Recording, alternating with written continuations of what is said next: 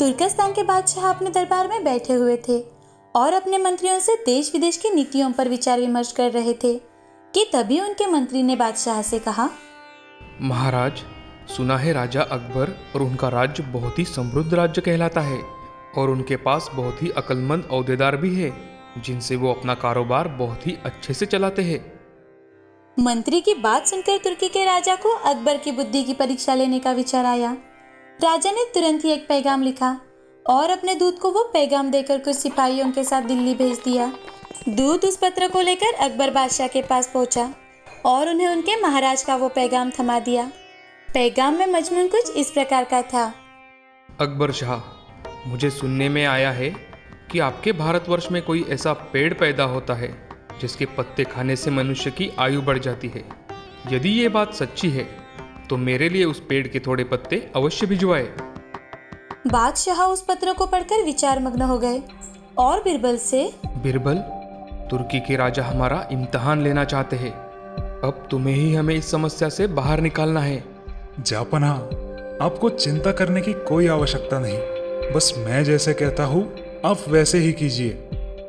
फिर और कुछ देर तक उन्होंने बिरबल से राय मशवरा किया और उन्होंने सिपाहियों सहित उस दूत को कैद कर एक मजबूत किले में बंद करवा दिया। अब उन्हें कैद हुए कई दिन बीत गए थे, इसलिए बादशाह अकबर बिरबल को लेकर उन कैदियों को देखने गए। बादशाह को देखकर उनको अपने मुक्त होने की आशा हुई, परंतु ये बात तो निर्मूल थी। बादशाह उनके पास पहुंचकर बोले, तुम्हारा बादशाह जिस चीज को चाहता है वो मैं तब तक उसे नहीं दे सकूंगा जब तक इस मजबूत किले की एक दो ईंट ढह नहीं जाती। जब इस मजबूत किले में कुछ हानि होगी तभी तुम लोग यहाँ से आज़ाद किए जाओगे। तुम लोगों को खाने पीने की कोई तकलीफ नहीं होगी। मैंने उसका यथाचित प्रबंध कर दिया है। इतना कहकर बादशाह वहां से चले गए, परंतु कैदियों की चिंता और ज्यादा बढ़ गई। वे अपने मुक्त होने के उपाय सोचने लगे। उन्हें अपने स्वदेश के सुखों का स्मरण कर बड़ा ही दुख होता था। वो सभी बंदी कुछ देर तक इसी चिंता में डूबे रहे। अंत में वो सब ईश्वर की वंदना करने लगे। हे भगवान, क्या हम इस बंधन से मुक्त नहीं किए जाएंगे? क्या हमारा जन्म इस किले में बंद रहकर कष्ट भोगने के लिए ही हुआ है? आप तो दीनानाथ है। हे ईश्वर, हम असहायों की सुध लीजिए प्रभु। इस प्रकार वो नित्य प्रार्थना करने लगे। अंत में उनकी प्रार्थना का असर हुआ। ईश्वर की कृपा हुई। एक दिन बड़े जोरों से भूकंप आया और किले का कुछ भाग भूकंप के कारण धाराशायी हो गया। सामने का पर्वत भी टूटकर चकनाचूर हो गया। इस घटना के पश्चात दूत ने बादशाह के पास किला टूटने की सूचना भेजी और बादशाह को अपनी कही हुई बात याद आ गई। इसीलिए उन्होंने दूत को उसके सारे साथियों सहित दरबार में बुलाया और उनसे, आपको तो अपने बादशाह का आशय विदित होगा और अब उसका उत्तर भी शायद आपने समझ ही लिया है। यदि ना समझा हो तो सुनो, मैं उसे और भी स्पष्ट कर देता हूँ। देखो, तुम लोग गणना में केवल 100 हो और तुम्हारी आह से ऐसा मजबूत किला ढह गया। फिर जहाँ हजारों मनुष्य पर अत्याचार हो रहा हो वहाँ के बादशाह की आयु कैसे बढ़ेगी? उसकी तो आयु घटती ही चली जाएगी और लोगों की आह से उसका शीघ्र ही पतन हो जाएगा। हमारे राज्य में अत्याचार नहीं होता। गरीब प्रजा पर अत्याचार न करना और भली भांति पोषण करना ही आयुवर्धक वृक्ष है। जाओ, अब तुम सब आजाद हो। इस प्रकार समझा बुझाकर बादशाह ने उस दूत को अपने साथियों सहित स्वदेश लौट जाने की आज्ञा दी और उनका राह खर्च भी दिया। उन्होंने तुर्कस्तान में पहुंचकर ये सारी बातें अपने बादशाह को समझाई। अकबर की शिक्षा लेकर बादशाह दरबारियों सहित उनकी भूरी भूरी प्रशंसा करने लगा। श्यामनगर गांव में एक आकाश और सरिता नाम के दाम्पत्य रहा करते थे। आकाश छोटे मोटे काम करके अपने घर का गुजारा किया करता था। एक दिन आकाश और सरिता के घर में मेहमान आने वाले थे, तो उसने बहुत ही अच्छे पकवान बनाए और उनका अच्छे से स्वागत करके उनको खाना खिलाया। सरिता के हाथ का खाना खाकर एक बूढ़ी दादी, बेटा आकाश, तुम्हारी पत्नी की हाथों में तो साक्षात देवी अन्नपूर्णा है। हाँ दादी, वो तो सच बात है। सरिता की तारीफ कर शाम के समय सभी मेहमान अपने अपने घर चले जाते हैं। ऐसे ही कुछ दिन बीत जाते हैं। अब आकाश को पैसों की बहुत ही समस्या होने लगी थी और इसी कारण वो घर में सारा गुस्सा निकलता था। तो एक दिन सरिता आकाश से, अजी, आपको कोई परेशानी है क्या?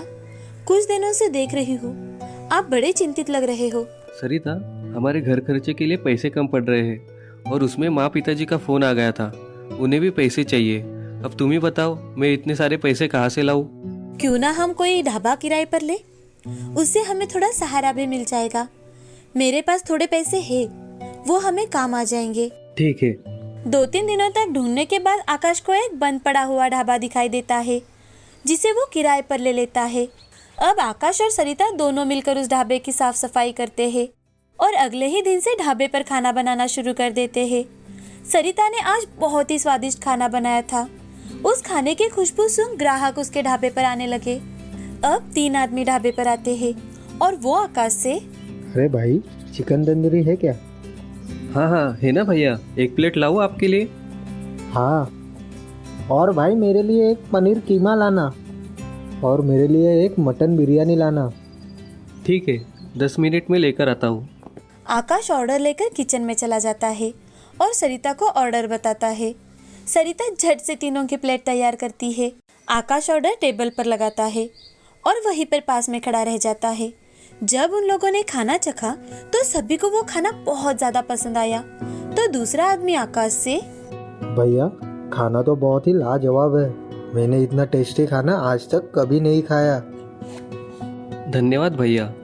धीरे धीरे ढाबे पर आने वाले लोगों की संख्या बढ़ जाती है और लोग खाना खाने के बाद उसकी बहुत ज्यादा तारीफ किया करते थे। ये देख पड़ोस का रामू ढाबे वाले को बहुत जलन हुआ करती थी। उसका ढाबा आकाश के ढाबे के पहले खोला गया था, लेकिन फिर भी आकाश के ढाबे के मुकाबले वो कम चलता था। ये देख वह दिल मिला जाता है। एक दिन रामू के मन में विचार आता है और रामू खुद से, क्यों ना मैं इस आकाश को सबक सिखाऊं, इसका ढाबा ही मैं जला देता हूँ। ऐसा मन ही मन सोचकर वो खुश हो जा रहा था। अब अगले दिन आकाश को ढाबे पर थोड़ा कलरिंग का काम करवाना था, इसीलिए वो आज ढाबे पर ही रुका था। तभी रामू वहां आकर ढाबे के पीछे से आग लगा देता है। थोड़ी ही देर बाद ढाबा धू धू कर जल उठता है। तो आस पड़ोस के सभी लोग उसे देख डर जाते हैं और पानी से आग बुझाने की कोशिश करने लगते हैं। अंदर आकाश अकेले ही काम कर रहा था।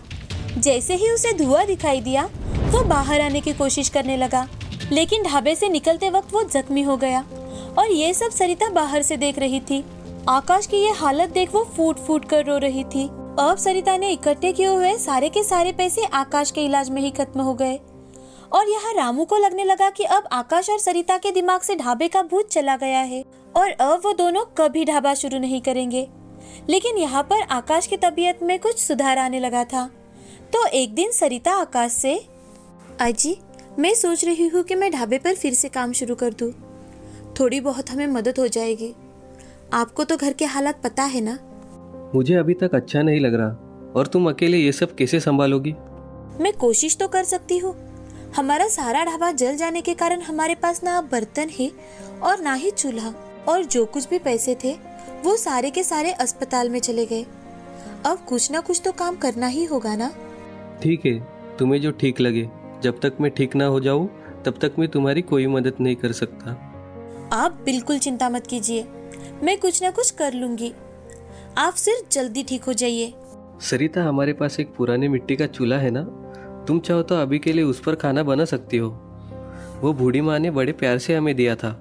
अरे हाँ, मैं तो भूल ही गई थी। वहाँ पर चूल्हा और कुछ मिट्टी के बर्तन भी है। मैं अभी उन्हें निकालती हूँ और उसी में खाना पकाऊंगी। ठीक है। उसी दिन सरिता घर से थोड़ा बहुत राशन लेकर ढाबे पर चली जाती है और आज वो ढाबे पर थोड़ा सा ही खाना बनाती है। आज खाना मिट्टी के चूल्हे पर बना था तो उसकी खुशबू कुछ और ही थी। तो वहीं से एक आदमी गुजर रहा था जो सरिता के ढाबे पर रुककर, अरे बहन, आपके यहाँ खाने में क्या है? सर, हमारे ढाबे पर फिलहाल दाल मखनी और रोटी ही है, आप चाहे तो मैं ला सकती हूँ। ठीक है बहन, आप लेकर आइए, मैं यहाँ बैठ जाता हूँ। सरिता अंदर जाकर एक थाली में खाना परोस कर लाती है और उस आदमी को देकर वहीं पर पास में खड़ी रह जाती है।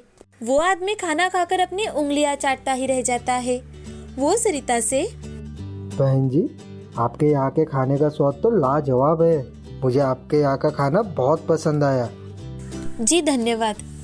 वो आदमी पैसे देकर सरिता के ढाबे से चला जाता है। तभी सरिता मन ही मन, मेरे पास अब बहुत कम अनाज बचा है जिसमें मैं खाना बनाऊंगी और घर जाते वक्त जो पैसे आएंगे उसी से राशन खरीद कर लाऊंगी। सरिता प्लेट रखने के लिए ढाबे के रसोई में चली जाती है। वहां जाकर वो देखती है तो सारे के सारे बर्तन फिर से खाने से भरे हुए हैं।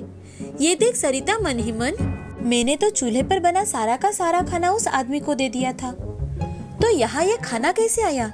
सरिता वो खाना एक प्लेट में निकालती है और फिर से बर्तन की ओर देखती है तो सारे बर्तन फिर से भरे हुए होते हैं। ये देख सरिता बोलती है, कहीं ये मिट्टी का चूल्हा और मिट्टी के बर्तन जादुई तो नहीं, जिसमें खाना निकालो तो फिर से उतना ही खाना बन जाता है। सरिता अब ये बात खुशी खुशी आकाश को बताती है। तो ये बात सुनकर आकाश, सरिता, भगवान ने हम पर बहुत कृपा की है, जो जादुई चूल्हा हमें मिला। वो दोनों एक साथ भगवान का शुक्रिया अदा करते हैं। अब जब भी सरिता ढाबे पर खाना बनाती, उसका खाना झट से खत्म हो जाया करता था। ये सब देख सरिता बहुत खुश थी। अब वो फिर से कड़ी मेहनत करने लगी।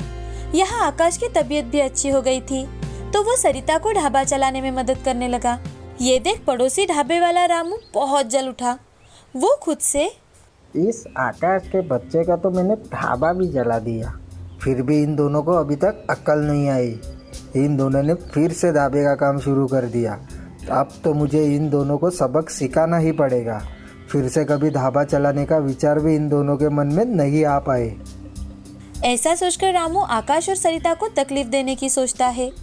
मगर अगले ही दिन रामू के ढाबे पर खाना बनाते समय अचानक से आग लग जाती है। वो आग इतनी ज्यादा फैल जाती है कि रामू का ढाबा पूरी तरह से जलकर राख हो जाता है। ये देख रामू सिर पर हाथ मारकर बैठ जाता है। उसे अब पता चल चुका था कि किसी का बुरा किया तो उसका परिणाम भी बुरा ही होता है। अपने बुरे विचारों के कारण उसने बहुत कुछ खोया था, लेकिन अब उसने नेकी का रास्ता अपनाया और नेकी से अपना ढाबा चलाना शुरू किया। यह जादुई चूल्हे के सहायता से आकाश और सरिता ने अपना खुद का व्यवसाय बहुत अच्छा बनाया। साथ ही साथ अब वो दोनों गरीबों में भी अन्नदान करने लगे। इस कहानी से हमें ये सीख मिलती है कि हमेशा दूसरों का अच्छा ही सोचना चाहिए। किसी के बारे में कभी भी बुरा नहीं सोचना चाहिए। बुरे का अंत बुरा ही होता है और अच्छे का अंत अच्छा ही होता है।